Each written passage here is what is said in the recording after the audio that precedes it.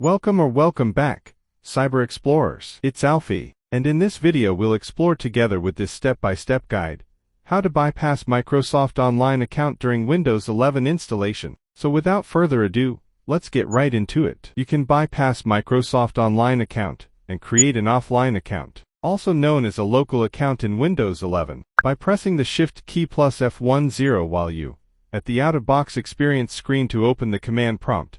Then type in sepia.cpl, then hit enter. This will open the network connections. Right-click the Ethernet or Wi-Fi connection, and click on Disable to disconnect the PC from the internet. Then type OOBE/bypass NRO and hit enter. The PC will restart. Choose the country and keyboard layout again, and you will see a new option appear. I don't have internet. Click on it. Then click on Continue with limited setup. Then continue with the Windows installation.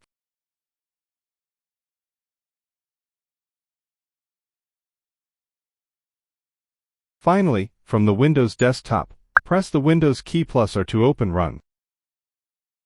Then type nsepia.cpl and hit enter. This will open the network connections. Right-click the Ethernet or Wi-Fi connection, and click on Enable to connect the PC to the internet.